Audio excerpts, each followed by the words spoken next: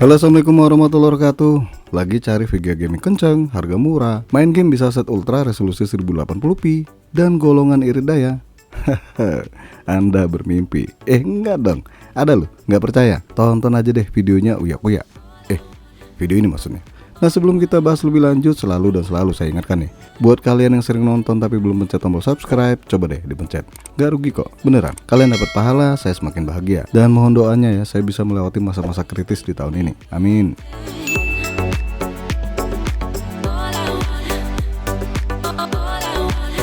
Nvidia GTX 1660 Super 6GB DDR6 192 bit. VGA yang lahir tahun 2019 yang lalu ini sekarang jadi VGA murahan. Murah maksudnya. Coba deh kalian hunting di marketplace, asal jangan di pasar tradisional ya, karena itu nggak ada di situ. Harga rata-rata VGA ini dijual di angka 1,5 jutaan. Tapi ada juga yang menjual di bawah 1,5 juta nih. Widih, apa nggak gurih, krenyes, magnes? Ya karena secara kemampuan GPU VGA ini mirip GTX 1070. Bahkan kemampuan GTX 1660 Super ini hampir setara RTX 3050. Cuma minus fitur ray tracing dan DLSS kalau dibanding RTX 3050.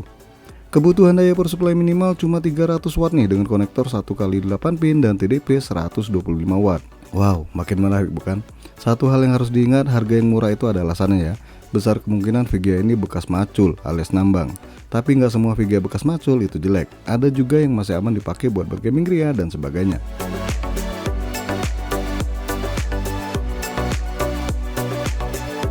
Seperti biasa, karena belum ada dana buat upgrade, kita uji coba di PC Core i3 Gen 12 nih, RAM 16GB, SSD NVMe buat Windows dan hard disk buat game. Dan saya masih setia banget nih dengan Windows 10. Untuk driver sendiri saya download versi terbaru dari Nvidia. Nah, gimana kemampuan gamingnya di resolusi 1080p? Lanjut ditonton aja video tes gamenya.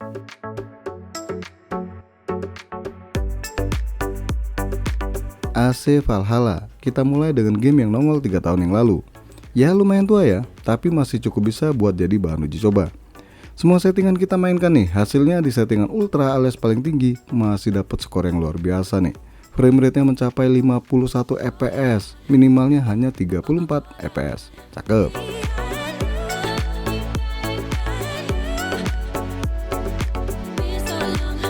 Far Cry 6. Oke, lanjut game yang nongol 2 tahun yang lalu nih. Di semua settingan kita hantam nih, kita hajar, dan wow, di settingan ultra pun VGA ini dapat nilai 65 fps dan minimumnya hanya 57 fps. Nice.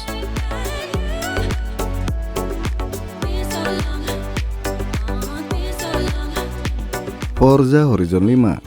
Sekarang kita coba game balap liar. Enggak dong, turnamen ya. Game ini nongol di tahun yang sama dengan Far Cry 6. Kita mainkan di settingan ekstrim dan ternyata kurang memuaskan. Frame rate-nya cuma tembus 38 fps nih.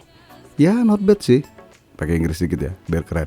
Nah, untuk hasil yang paling memuaskan di settingan ultra nih dengan frame rate 65 fps.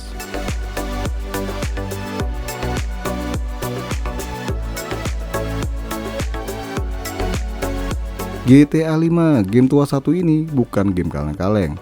Apalagi untuk VGA kelas bawah macam GT 1030. Bahkan GTX 1650 biasa pun kalau diratain bisa tersiksa. Nah, kita hantam game satu ini dengan settingan ultra. Semuanya sih nganan ya. Dan hasilnya, widih, cakep banget nih. Macam si Eva. Maksudnya frame rate-nya masih di angka 70 hingga 80 fps.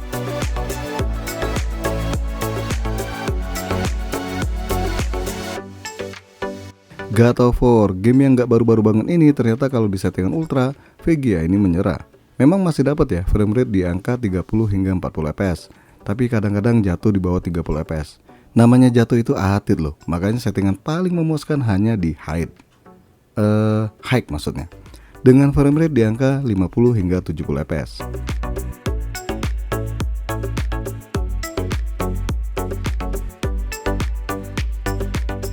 Watch Dogs Legion. Game yang udah berusia 3 tahun ini masih bisa membantai 1660 Super. Faktanya kalau settingan ultra, VGA-nya ngos-ngosan, macam orang dikejar setan kredit. Kalian harus puas nih di settingan very high.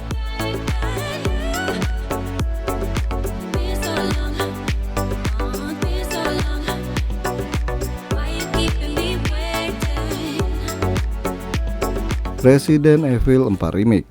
Kita mainkan game keluaran terbaru, ternyata VGA ini masih berasa gagah. Di settingan high dan sebagian max, frame rate yang dihasilkan gak jelek-jelek banget ya. di angka 40 hingga 50 fps. Ini bukan settingan rata kanan ya. Kalau kanan banget VGA bakal ngomong, "Bang, jangan paksa aku nggak kuat." Lah, tapi tetap aja VGA ini masih cukup oke di game satu ini.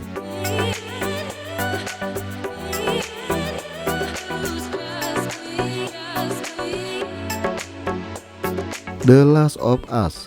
Oke, kita hantam lagi nih game baru di tahun ini.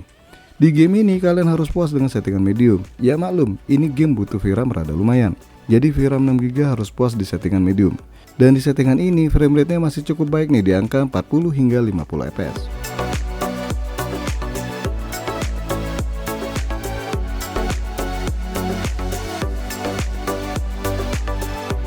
Apex Legends. Oke, lanjut game online nih. Di game Apex Legends, kalau kita set rata kanan dengan menyesuaikan VRAM, frame rate-nya masih sangat baik nih di angka 60 fps lebih. Kalau settingan rata kiri, frame rate-nya tembus di atas 100 fps.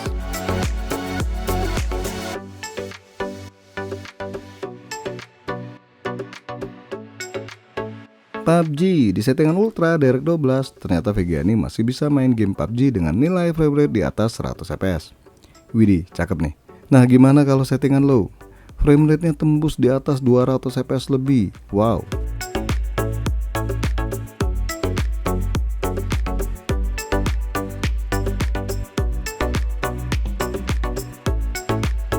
Warzone 20. Saya coba memainkan di settingan Ultra nih, dan ternyata hasilnya cukup baik di angka 40 hingga 50 fps. Sayangnya sih saya lupa ya buat nyoba di settingan ekstrim. Tapi intinya kalian udah tahu gambaran kemampuan gamingnya di game Warzone gimana.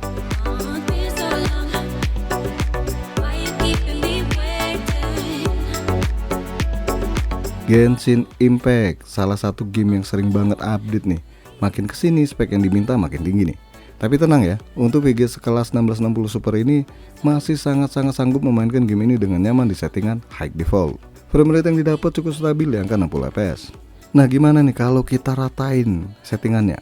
Ternyata masih bisa ya, walaupun frame rate-nya suka jatuh ke 50 fps. Kurang nyaman sih kalau kata pemain Genshin.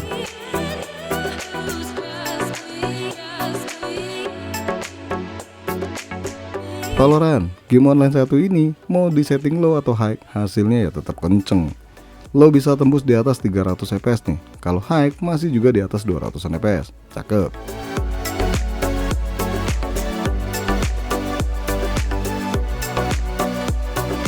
Selain game yang saya jelaskan tadi, masih cukup banyak game yang dapat frame rate tinggi di settingan terbaik macam Dota 2.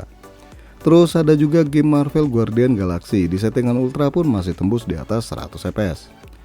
Ada lagi nih game Need for Speed Heat, di settingan Ultra dengan frame rate di angka 60 fps lebih. Dan satu lagi ya, game PES 2023 yang bisa dibilang geli-geli bahasa. Apaan sih? Maksudnya di settingan high ya lancar jaya. Untuk suhu yang dihasilkan VGA ini cukup tinggi nih sebenarnya, karena memang VGA bekas kerja Rodi. Suhu tertingginya tembus di angka 86 derajat Celcius. Widih, panas banget nih. Tapi kerennya masih sangat stabil ya buat diajak bergaming ria. Nah, untuk sedotan daya listrik tertingginya 220 watt. Ingat, ini bukan VGA doang ya, tapi keseluruhan sedotan listrik PC yang saya gunakan bareng VGA ini. Pastinya beda spek bakal beda juga hasilnya. Untuk hasil 3D Mark dan Cinebench, monggo lihat aja sendiri ya. Kesimpulannya, dengan harga di bawah 1,5 juta rupiah, gak ada lawan sebanding dengan VGA satu ini. Ya biarpun bekas kerja Rodi maksudnya. Kalau hoki kalian bisa dapat barang yang kece dan oke punya. Oke guys, sampai di sini aja dulu bahasan VGA murah di bawah 1,5 juta rupiah. Jangan lupa support terus channel ini dengan cara subscribe, like, dan share. Dan makasih udah mampir di NK Channel.